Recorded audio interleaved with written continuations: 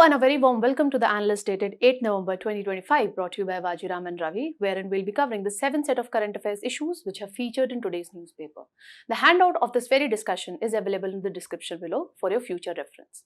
Beginning with the analysis section, in the first topic, we'll try and understand that what all challenges we are witnessing with respect to R&D ecosystem in India, what all steps the government has taken, and what more needs to be done in order to strengthen the knowledge-based economy in India. Moving on to the second topic, herein we'll try and understand the areas of cooperation between India and Bhutan, the areas of challenges, and what steps need to be taken in order to strengthen our relation with this Himalayan state. Moving on to the simplified section, herein we'll be covering the 5 set of current affairs issues in the most simple manner possible. And we'll also be doing value addition which would be relevant from RIM's perspective. So stay tuned. So now let's begin with the first topic, which is dealing with India's R&D ecosystem. This particular topic you can associate with GS paper 3, especially science and technology and the advancement made in that respect. Why are we discussing R&D ecosystem? Because recently at the Indian Roads Congress, the Union Road Transport and Highway Minister has basically appealed to the engineers that you innovate. He was basically speaking with respect to enhancing road safety, how we can avoid the accidents that we are witnessing at an increasing pace nowadays.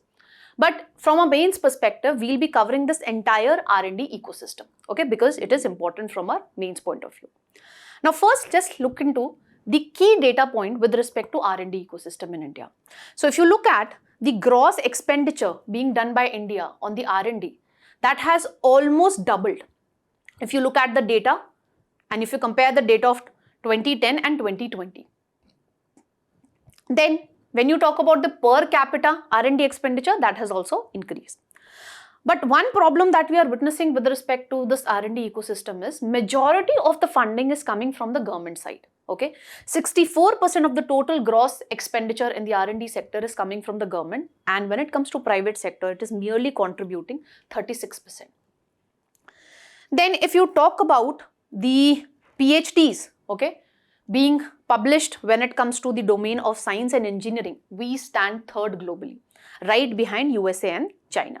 Because if more and more PhDs are being, published in this particular subject domain, that is science and engineering, that means using that knowledge test, using that particular thesis which have been published in that PhD, more research could be carried forward. When you talk about the number of patents, here also we are performing very well. We have almost tripled the number of patents being filed in India if you compare the data point of 2020 and 2024-25. And if you talk about the Global Innovation Index of 2024, we have performed fairly well. We have secured 39th position out of the 133 countries. You need to let me know in the comment section that which organization basically comes up with this Global Innovation Index. Moving forward, the next thing that we need to understand is why do we need to focus upon R&D? First and foremost, it is crucial from economic growth perspective. Why? Because if you have an innovation culture, therein you will be able to put in place knowledge-based economy. For the students who are not familiar with this word, knowledge-based economy basically means that the key driver of your economic growth would not be the traditional, factors of production like land, capital assets, etc. Here the key driver of economic growth would be human capital, knowledge, innovation. And if you people have been following the newspaper, we all know that this year Nobel Prize for Economics was given for the explanation that how innovation drives economic growth. Therein the Nobel laureates actually gave this particular suggestion that if an innovation is helping the society at a larger extent, then in that case government should subsidize that particular R&D expenditure. Then you need to put in place an innovative culture if you want to address the emerging challenges, because we need innovative solution, that how we can manage the increasing e-waste, how to make great advancement when it comes to the renewable energy. Like for example, China already dominates when it comes to the solar panels, and it has also established a dominance when it comes to production of alkaline electrolyzers, which is basically used for production of green hydrogen. So if you want to exploit this green hydrogen, you need to do innovation. You need to innovate that how you can come up with better electrolyzers. Then obviously if you have a better, innovation culture, R&D ecosystem is better, then you will be able to produce more and ultimately you will be able to export more. And this is the case with China also. Initially, the companies did establish their production base in China because of the lower, labor cost. But over a period of time, if you see, China has made huge investment when it comes to R&D ecosystem. And if you go by the, newspaper, you must have come across, this particular news saying that how China is going to outspace the USA when it comes to the AI technology. Okay, it came up with the DeepSeek, which is better, okay, as compared to the AI technology being developed by USA. So now the driving factor which is making China the global manufacturing hub is not the lower labor cost, it is actually the R&D. Because if you innovate more, obviously the foreign investors would be incentivized to come and invest in your particular country. And that ways you will be able to produce more and hence you will be able to export more. Then you need innovative minds if you want to ensure the security of your nation as well. Why? Because if you look around yourself, different countries are coming up with deadly weapons. Recently, if you have been following the newspaper, Russia has developed nuclear-powered torpedo, which is named as Poseidon, and it has come up with nuclear-powered missile, that is Burevestnik missile. Since they are nuclear-powered, their stealth capacity is quite better. When you talk about this Poseidon, since it is nuclear powered, it time and again does not have to come on the surface. It can remain in the water, submerged in the water, working at a greater depth. And since it can remain underwater for a longer period of time, since it is powered by nuclear power, it becomes very difficult to detect this nuclear powered torpedo. And when it comes to this particular missile, again, since it is nuclear powered, it has a very long range. So you need to understand that the great advancement being done by the other countries in the defense domain, it actually implies what? That if you want to ensure the security of the nation, you also need to invest in defense technology. For that, you need innovative mindset, and for that, you need R&D ecosystem. Okay, if India actually wants to emerge as a net security provider in the Indian, ocean region, it actually needs to invest in the R&D ecosystem. For that, because it needs to have better defense technology, only then the neighborhood would be depending upon India for their security. So these are the primary reasons why we need to actually focus upon the research and development. Now, we need to understand that what all steps the government has taken till now to give a boost to this R&D ecosystem in India. So we have put in place a statutory body, that is Anusandhan National Research Foundation, which was put in place through an act in 2023. And this body has been given this major task that some of the funding would be coming from the government, other, funding sources, it has to mobilize from the private sector, and it has to strengthen the linkage between the industry and the academia, so that whatever research we are doing, that is having application, okay? And whatever research we are doing, it is significant for that particular industry. So it has been given this particular task that it has to promote high impact research which aligns with the national priorities. So the areas where we want innovation, this body has been given this particular purpose, that you have to make sure that whatever research projects that are undergoing in the university, that is alignment with the industry's needs and the national priorities. Then to establish a better human capital pool, we are promoting problem solving and innovation mindset right from the schools, then in the universities. For that, we have put in place Atal Innovation Mission, okay, way back in 2016 under the Niti Aayog.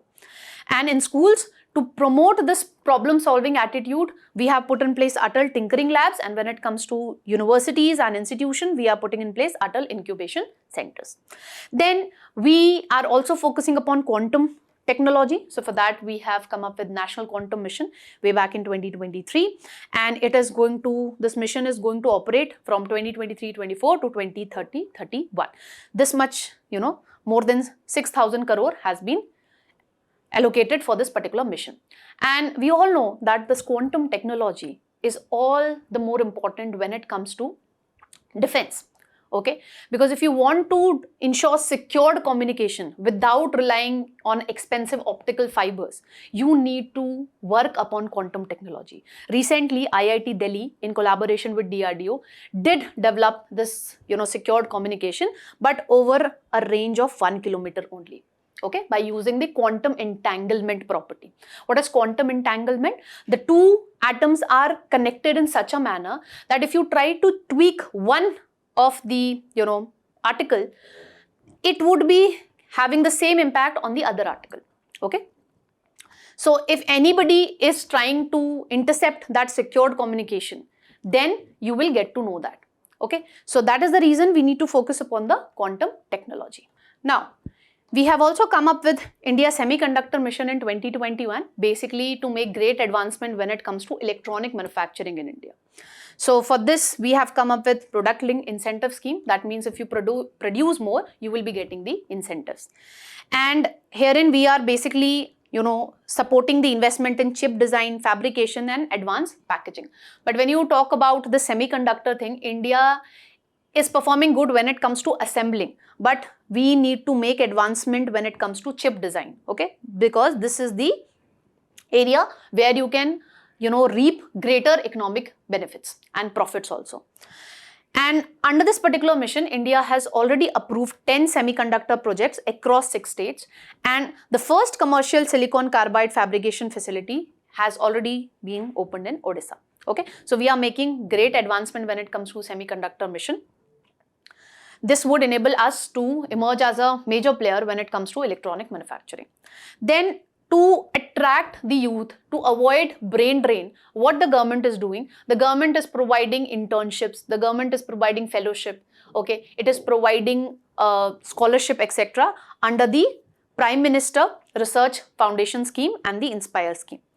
And in order to further, strengthen the interlinkage between the industry and the academia, what we are doing, we are coming up with the Imprint India scheme, wherein we have developed a roadmap that how we will be basically carrying out the research in the domains which are relevant to India. So basically ensuring that whatever research is being carried out in universities and in the institution, that is more relevant for the industries.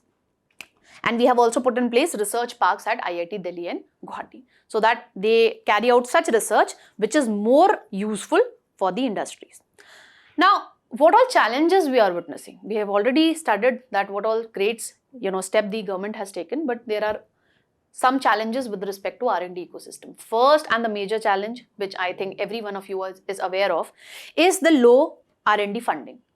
India merely spent 0.6% to 0.7% of its GDP, which is way less what we witness in other countries. Like if you look at US, they are spending 2.8% of their GDP, China 2.1%, etc. And the another problem that we discussed previously is that there is low participation, low funding coming from the private sector. It is merely 36% of the total gross expenditure done on R&D. Major contribution, 64% is coming from the government sector.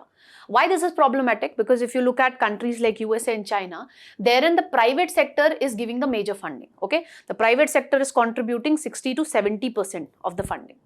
That is the reason we are able to witness great advancement in various technological domains. Then another problem is obsolete curriculum. If you have been following the newspaper, you must have come across this particular news, wherein what we witnessed, recently, that in majority of the IITs, except IIT BHU, the placement level went down. Why? Because when it comes to the engineering graduates, they are not being provided with the skill set which is needed by Industry 4.0. So now, just try and understand that if the engineering graduate is not getting that much of skill set also that it could be employed in a private company, do you think that engineering graduate would be able to contribute much to the innovation culture? So that is the reason we need to make changes in our education curriculum as well, if we want innovative minds. Then another problem that we are witnessing is huge brain drain. In India, in our educational institution, in our research laboratories, we do not have adequate infrastructure, and the incomes or the fellowships being provided by the government to such innovative minds is not up to the mark. That is the reason they prefer to move to other countries like China and USA, where they get better research infrastructure also. They are better paid there as well, and that is the reason their work is recognized as well. In India, usually we have the funding shortage, okay, and that stops them from coming up with innovative research. Then another problem is fragmented research ecosystem. There is lack of coordination between the universities and the industries, okay. So what is happening, whatever research, let's suppose, is being done in the educational institution is usually related to basic sciences. It does not have much application when it comes to industries. So that is problematic. And then another issue is with respect to patents. So it is good that we have actually tripled the number of patents being filed in India. But what concern we are witnessing with respect to patents is more than 80% of the patents being filed in the past 2 years are still awaiting decision, okay, that whether it needs to be approved or not, okay. So this basically prevents us from commercialization. We are taking more time. Maybe that same research being published in USA or China, it would be approved earlier, and they would be the one who would be getting the patent rights, and we will not be able to commercialize the patent, okay. So that's the problem, and ultimately you will not be able to get the economic benefits of that particular work being done. Then in the universities, what is happening, we are majorly focusing upon the basic research in physics, chemistry, biology, etc. And these research have less application, okay. So we need to focus more on application oriented research. What do I mean by basic research and application oriented R&D? Let's take an example.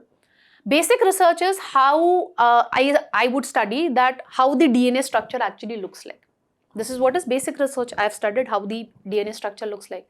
What would be the application? So applied research would be how I can use this knowledge. Since I know that what is the structure of DNA, I can use the gene editing techniques and come up with a cure for an incurable disease. That is what is application based R&D. So we need to focus more upon the application oriented R&D. Now what more needs to be done?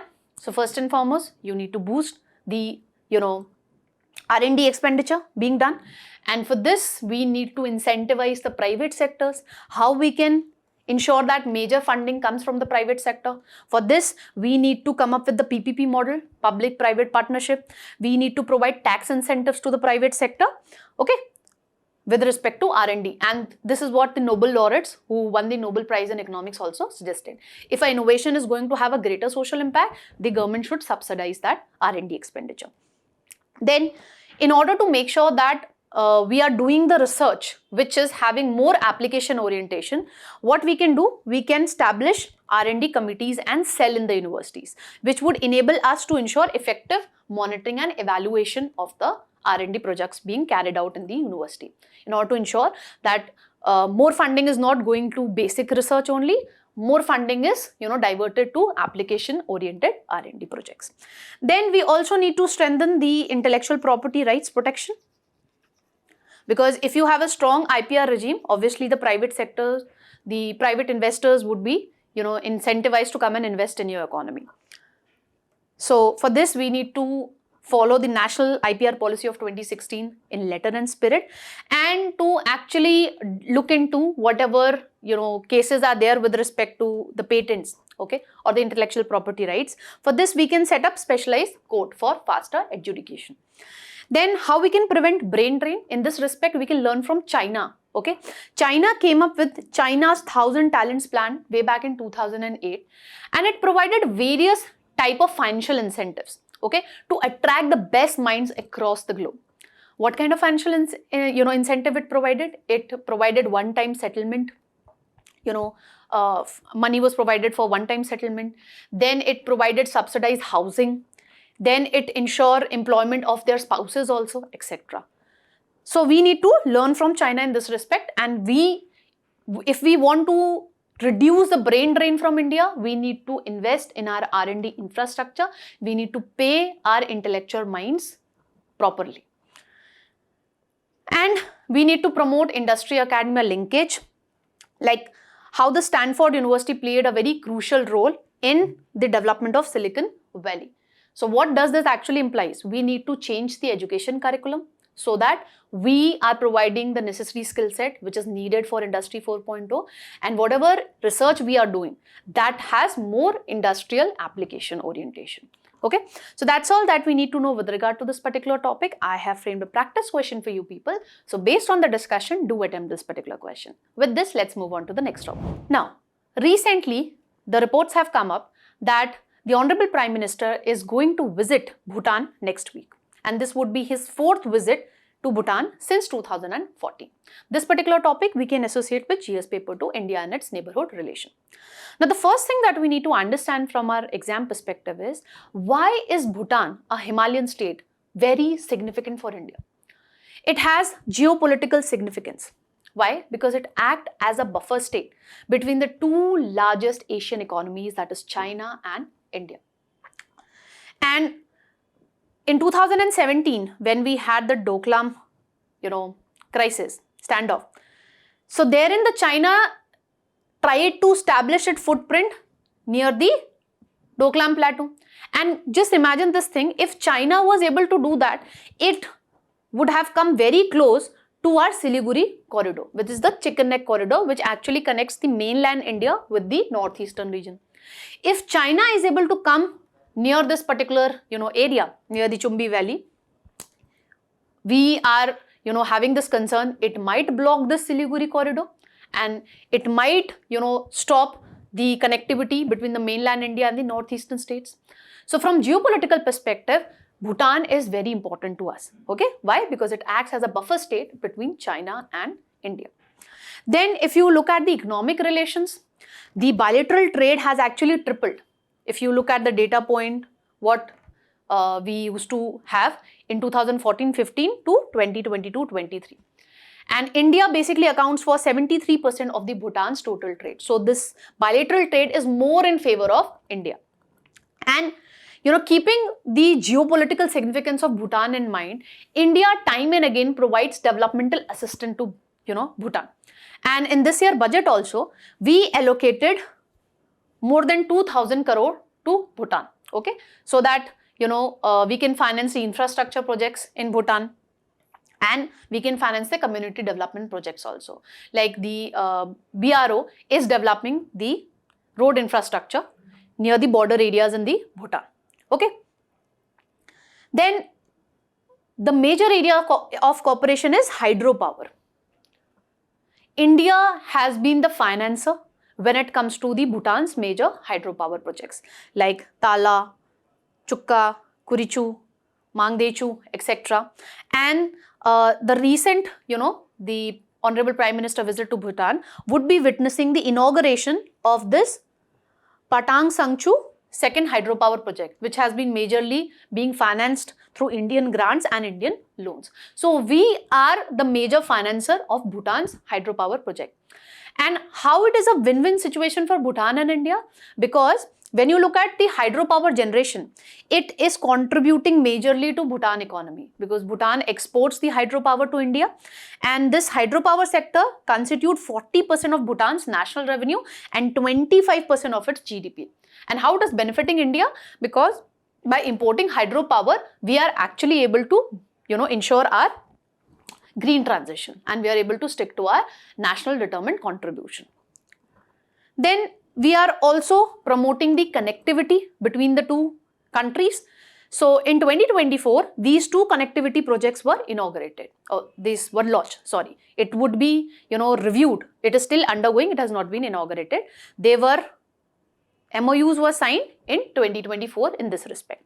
So the 2 connectivity projects, one would be connecting Banarhat in West Bengal to Samtse, and the other one would be connecting Kokrajhar with Gelopu, okay, which is the mindfulness city of Bhutan. And when it comes to Samse, which is in Bhutan, from here we might be expecting the exports of dolomite, quartzite, okay, some stones, etc. to India. So this would, once this projects would be actually finalized, okay, once they would be completed, it would give a further boost to the bilateral trade between the two countries.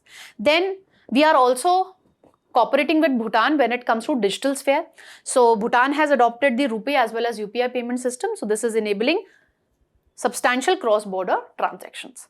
Then we also have the religious connect, okay, because of the Buddhist religion being followed in the two countries. And people from India go and visit the Buddhist monastery in Bhutan as well. So Kolkata Asiatic Society also, loaned the statue of 6th century monk, which is also considered to be the founder of the modern state of Bhutan. So we are also connected because of this Buddhist angle. Then the two countries are collaborating with each other in the area of wildlife conservation, okay, because this Manas conservation area is, situated in both the countries. So we are trying to protect the wildlife when it comes to India's Manas National Park and the Royal Manas National Park, which is situated in Bhutan. So we are also collaborating in wildlife conservation. We have strong people-to-people ties also, because about 50,000 Indians are presently working in Bhutan in various sectors. So these are the areas of cooperation. What are the challenges which are there between the two countries? First and foremost challenge is with respect to China's angle. So in 2021, Bhutan and China, signed a 3-step roadmap through which they are trying to resolve their border dispute. Now, why this is a concern for India? Once this border dispute, gets resolved, it might increase China's footprint, okay, near the Chumbi Valley, and it might bring China close to our Siliguri corridor, okay. And if China came close to Siliguri corridor, it can hamper our connectivity with the northeastern region. So this is a area of concern. Then we are witnessing internal security challenges also, because the India's northeastern militant groups like the United Liberation Front of Assam and the National Democratic Front of Bodos, they actually have hideouts in Bhutan. Then we have concern over hydropower projects also. Although we discuss right now that India is the financer of, some of the major Bhutan's hydropower projects, but the people there have raised this concern that the agreements or the MOUs being signed between India and Bhutan with respect to development of hydropower projects are more in favor of India. Okay, so that is a concern which have led to public dissent against India's involvement in this particular sector, because you need to understand this is one of the major sector in the Bhutan's economy. Then we discussed right now that we are having trade surplus with respect to Bhutan, because when it comes to India, it accounts for 73% of the Bhutan's total trade. So it implies what? That we are exporting more to Bhutan, but Bhutan is not able to export more to India. And if this continues, obviously the other country would be having problems in that regard, because they are not able to make benefit of this bilateral, good relation with India when it comes to the economy front. Then there is a threat of this big brother syndrome because of the huge economic size of India. The neighboring countries usually have this concern that India might start influencing their domestic and foreign policies. And it is also because of one of the incident how India, blocked the Nepal economic blockade in Nepal that we did in 2015. So because of these action also, the neighboring countries do have this big brother syndrome when it comes to India. They have this threat that because of this huge economic size of India, it might start interfering in our domestic and political, policies. And this might take away our strategic autonomy as well. Then we had this BBIN motor vehicle agreement, which was there between Bangladesh, Bhutan, India and Nepal. But Bhutan parliament actually, stalled this particular agreement. They came out of this agreement because Bhutan is the world's first carbon neutral country. Okay, so since they are guided more by sustainability, they did not sign this particular agreement. They came out of this particular agreement. So this is going to hamper the connectivity, regional connectivity, and we all know the better would be the regional connectivity, the better would be the trade relation and the economic integration as well. Now, having understood the challenges which are there between the two countries, what needs to be done now so that we can strengthen our relation with this crucial Himalayan state? So first and foremost, we need to make sure that our economic partnership is more diversified in nature. Okay, it's good that India is exporting hydropower from Bhutan, but India should start, increasing its investment in Bhutan's non-hydro sectors as well. For example, education, health, IT sector, services, etc. And when it comes to the agreements being signed between the two countries with respect to hydropower projects, we should take into account the concerns of Bhutanese people with respect to that. Okay, and there should be equitable sharing, okay, from such hydropower projects. Then we need to ensure timely completion of the connectivity projects, okay, that we discussed right now, these two projects, which were signed in 2024, MOUs were signed in this respect, so it needs to be completed. And it has been anticipated that in the recent, the likely visit of Honorable Prime Minister to Bhutan, these connectivity projects would be reviewed, that till what they have been completed. Then we need to strengthen our security cooperation as well. How we can do that? We need to ensure regular security dialogues so that we can regularly monitor the border area threats or the regional threats which might be emerging from China's side because of China's, increasing assertiveness in the region. And we can, cooperate with respect to border management, anti-terrorism, enhanced intelligence sharing should be there, etc. Then you need to understand that Bhutan is the world's first carbon neutral country. Okay, and it is the country which focuses more on gross national happiness approach rather than being guided by the GDP approach. So we need to ensure that whatever areas in which we are collaborating with Bhutan, that should have that sustainability thing in consideration. For example, we can cooperate with Bhutan in areas like ecotourism, in areas like blue economy, okay, disaster resilience, etc. And lastly, we need to strengthen our cooperation in emerging sectors, like what we did way back in 2022. The two countries launched a nano satellite, okay, India-Bhutan SAT, which would enable the Bhutan to effectively monitor its natural resources because it would be enabling Bhutan to get high resolution images. Okay, so like this, in emerging sectors like space, like e-learning, we need to cooperate. For example, when it comes to e-learning, we integrated Bhutan's dual research network with India's national knowledge network. So in such areas, for example, in quantum computing, for example, semiconductor, electronic manufacturing, artificial intelligence. So in such emerging sectors, the two countries should collaborate. And whatever areas we are collaborating, we need to ensure that the sustainability thing is kept in mind. You need to understand again that it was the sole reason that Bhutan actually, the Bhutan's parliament denied to go with the BBIN motor vehicle agreement. Okay, so we need to keep that sustainability thing in mind. That's all that we need to know with regard to this particular topic. I have framed a practice question for you people. So based on the discussion that we have, try and attempt this particular question. With this, let's move on to the simplified section. Now, recently, the Standing Committee of National Board for Wildlife has approved 12 key defense projects in Ladakh. This particular topic you can associate with the environment section, statutory bodies and the protected areas.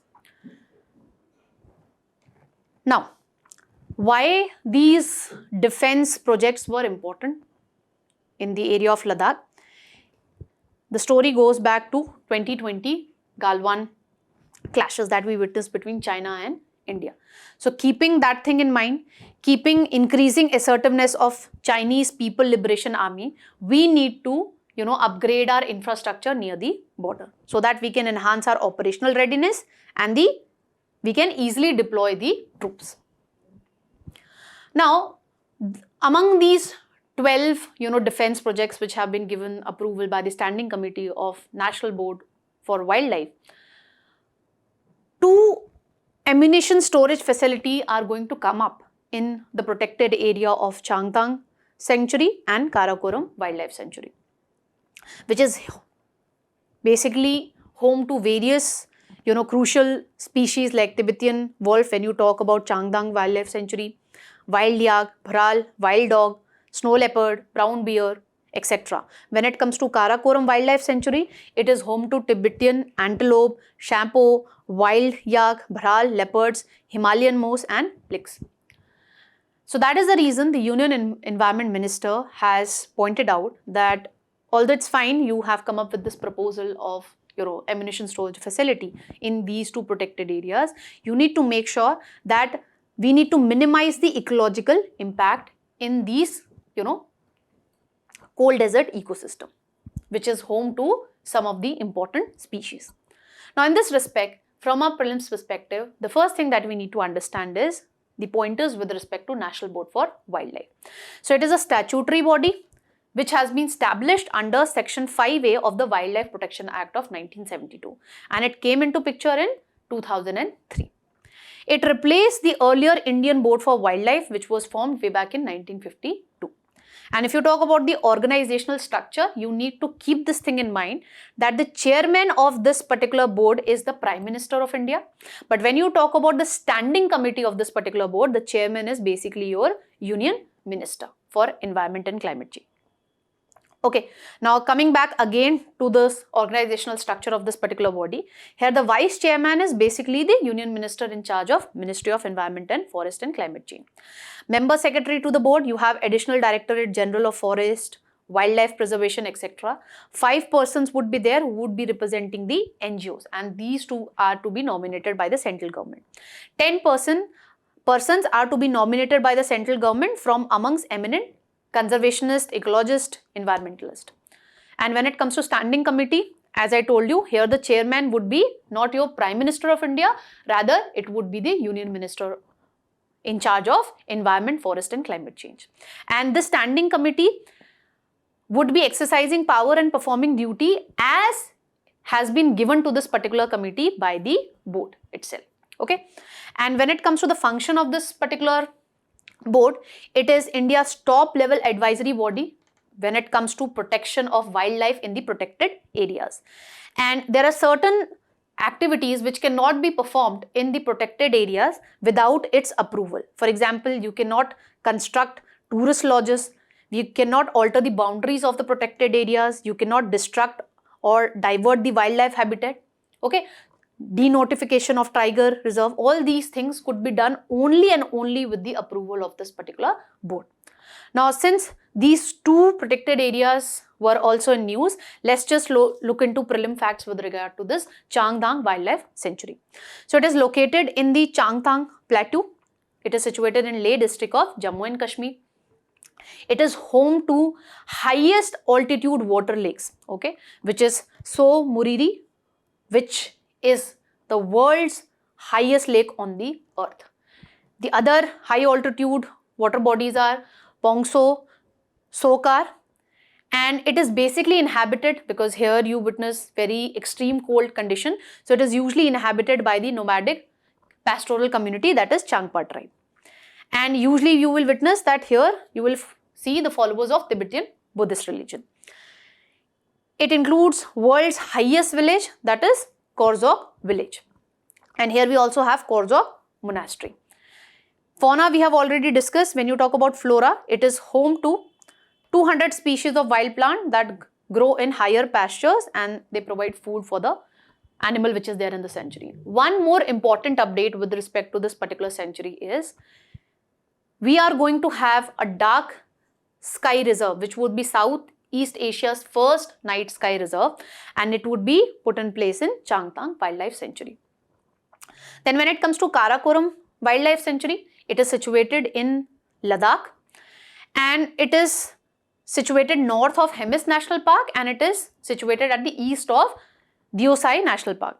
When you talk about the terrain, it has wide, diverse landscape. So you will see snow-covered peaks also, you will see alpine fields also and deep riverines also.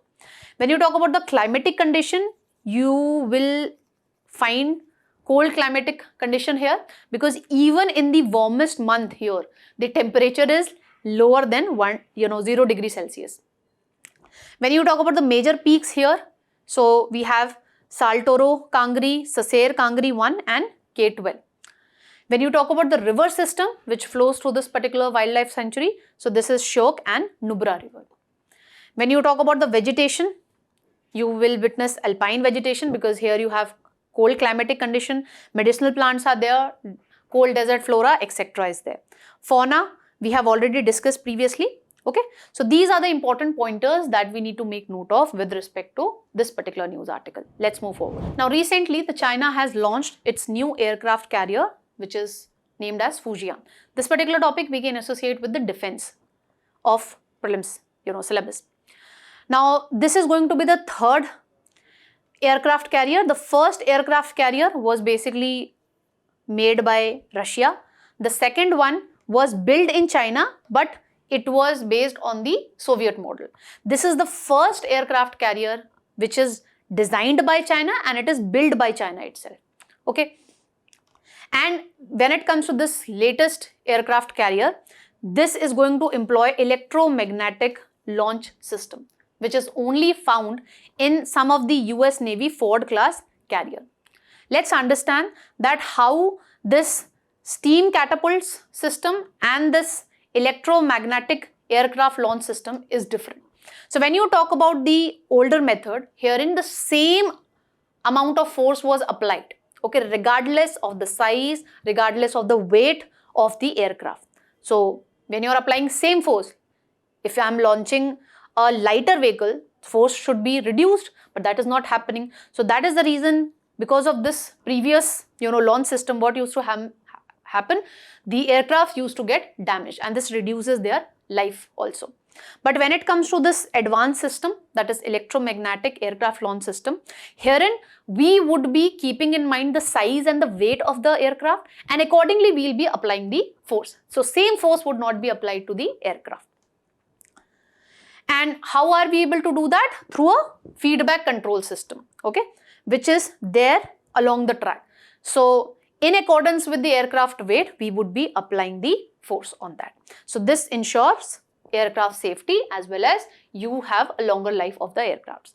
But there are certain issues with this advanced launch system as well. And that is the reason recently the Trump has said that he wants to abandon this electromagnetic aircraft launch system. Why? Because he said that it is expensive and it is difficult to repair.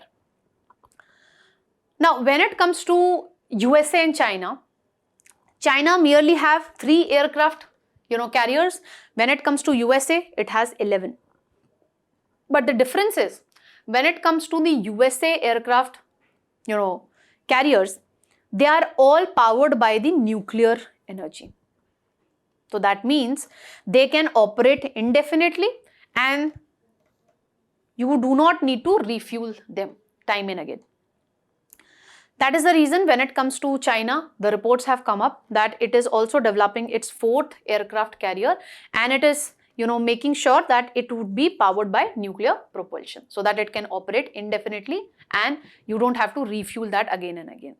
Another thing that you need to understand with respect to this particular article is what is this first island chain, second island chain and third island chain. You need to understand that why China has come up with this new aircraft carrier, launch carrier, because it wants to dominate the waters of South China Sea, East China Sea and Yellow Sea, which basically is around the first island chain. Okay, this is the first island chain which basically is situated near Japan, Taiwan and Philippines. The second island chain basically is from Ogasawara Island, okay, south of Japan, and it is there till Micronesia. And when it comes to third island chain, it extends from Alaska and it goes on to New Zealand. Now you must be thinking that, ma'am, what is this first island chain, second island chain, third island chain?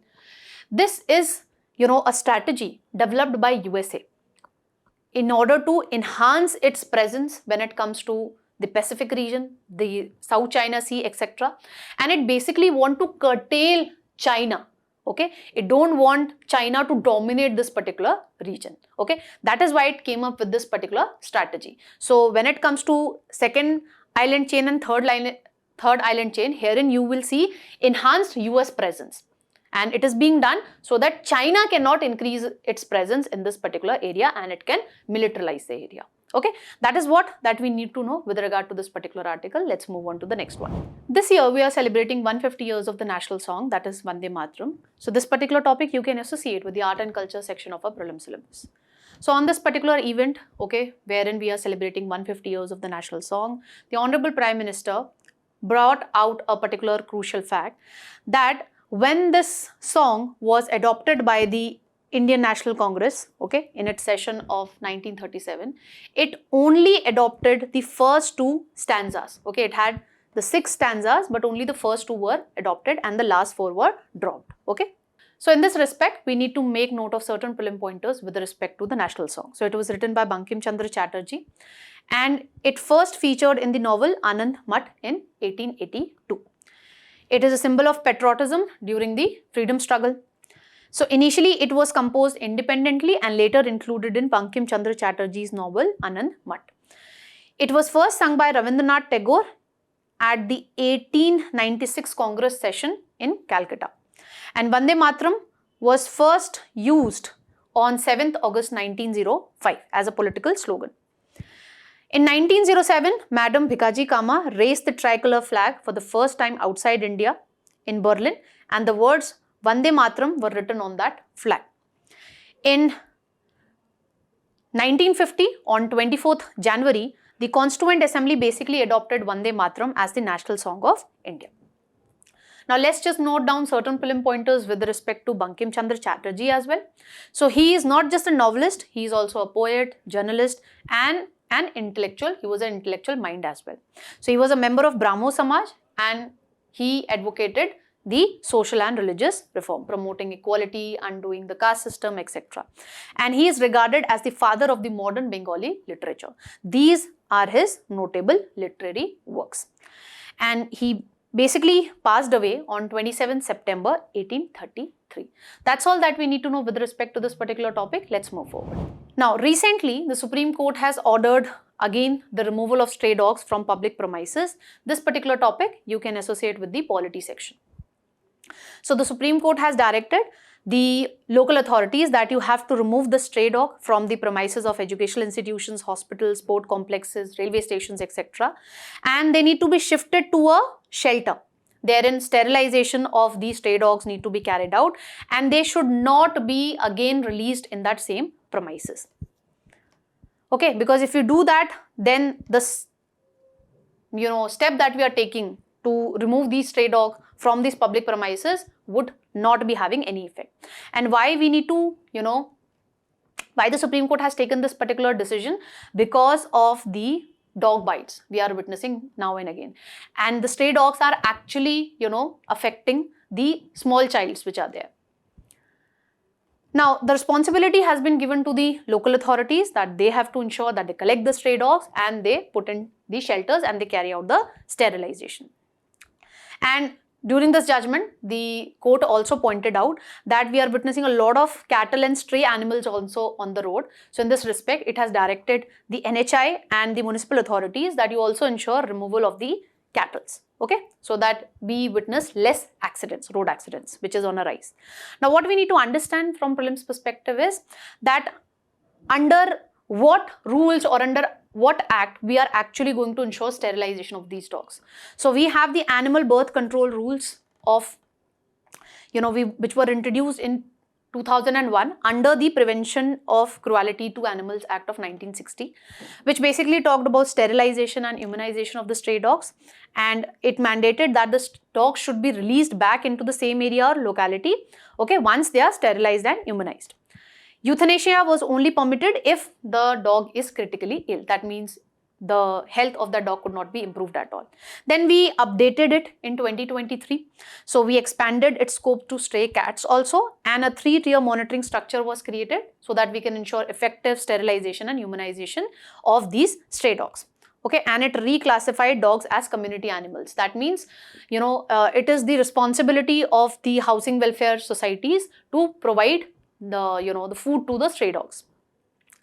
Now, let's note down certain prelim pointers with respect to this particular act also, under which the animal birth control rules were, notified by the central government. So objective, as the name itself suggests, we have to minimize the cruelty to animals, and under this we established the Animal Welfare Board of India this particular body was established under section 4 of this particular act. Okay, so it plays a very crucial role in ensuring effective implementation of this particular act. And herein we also have punishments, okay, if you have done cruelty to animals. So if you are committing the offense for the first time, you have to pay this much amount of fine.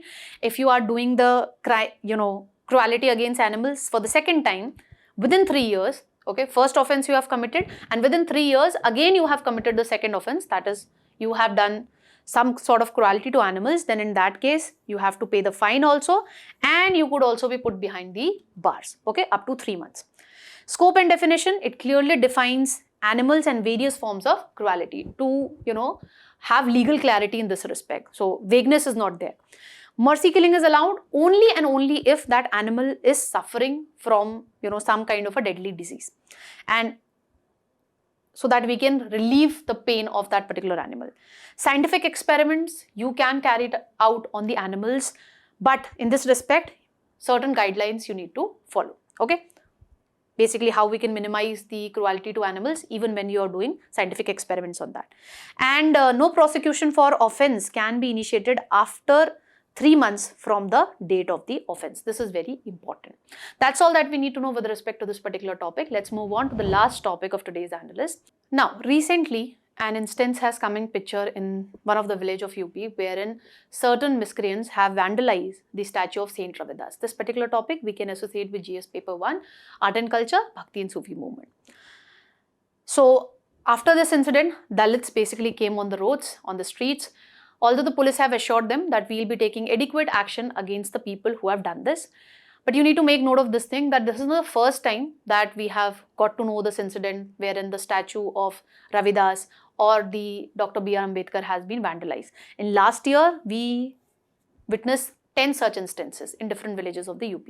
So what is important from our exam perspective is certain prelim facts with respect to Saint Ravidas. So he was a renowned saint during the Bhakti movement. He was known for his devotional songs.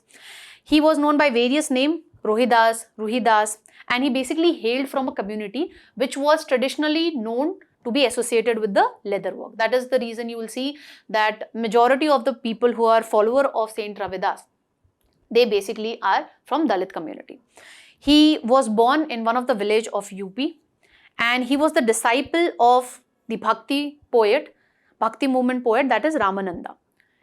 He basically promoted Nirguna form of, devotion, wherein you consider that God cannot be prayed in a particular form, okay? Saguna basically says that God have some attributes. So you would be offering prayers to an image or a particular statue, okay? But Nirguna sect says that the God is in an abstract form, okay? So he promoted Nirguna form of devotion. When it comes to its teaching, he basically talked about gender equality, abolition of the caste system, promoting social justice, and he emphasized the philosophy of spiritual freedom. Basically, he wanted to say this, that you don't need Brahmins to basically establish a devotional connect with the God. You can establish it on your own through bhakti. If you talk about his contribution, 41 of his devotional songs have been included in the Sikh scripture, that is Guru Granth Sahib. And Mirabai also considered Saint Ravidas as his spiritual guru. And the Ravidasiya religion is basically based on the teachings of Saint Ravidas. And we celebrate Guru Ravidas Jayanti every year to basically commemorate the birth anniversary of Saint Ravidas, and it is usually celebrated in the Purnima Tithi of Magh month. Magh month, if you go by the Georgian calendar, it basically refers to the month of January and February. That's all that we need to know in today's Analyst. Quiz would be coming right up next, so don't forget to practice your knowledge. Till then, keep smiling, keep learning. Have a great day, all of you.